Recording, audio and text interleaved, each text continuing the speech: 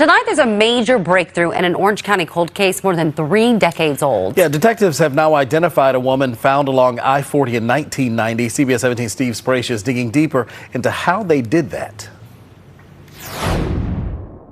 The original crime scene photos from 1990 may be fading, but the case of the girl by the interstate remains in sharp focus for investigators who have now just discovered her identity. We've been able to get the first break in the case in over 30 years, so confidence is high that we'll be able to move the case forward. They want to catch the killer of the girl, who they now know as Lisa Kessler. The case of the 20-year-old murder victim goes back 33 years, back to the days before digital crime-fighting aids were the norm, and back to when the current investigator in the case was just 2 years old.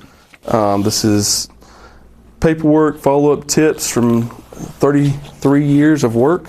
Thousands of hours of running down leads that went nowhere, and frustrating attempts to identify her over the decades, starting with the best tech that 1990 could offer. This is actually an x-ray of her skull. They used that x-ray to create this black and white composite. Later, they commissioned a clay model using facial reconstruction techniques. From a 1991 police sketch to the latest digital renditions, nothing helped identify her. A ring, a bracelet, and the design of her sweatshirt, created by a Michigan-based artist, all looked like leads, but they too went nowhere. In this case in particular, we did not have a lot of evidence.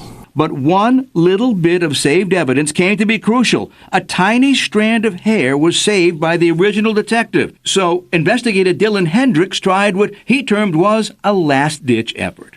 There is some new technology that can get DNA out of very degraded hair, because all we have of her is some strands of hair, and I sent those to a lab and was able to get a DNA sample from that. That sample led to 23andMe's DNA database, which helped investigators locate relatives in Michigan and Georgia. They identified the mystery woman as Lisa Kessler of Jackson County, Georgia. She left this planet in a bad and atrocious way, but she helped us locate who she was, and is probably going to help us locate the person that killed her.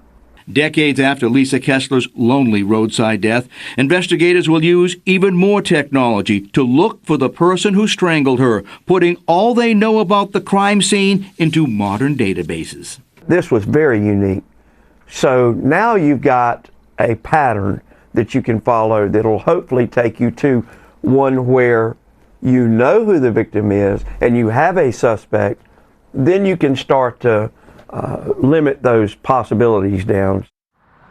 Investigators say identifying Lisa Kessler's killer will take time, but hopefully not 33 more years, because they say now that they know who she is, they can begin backtracking her life.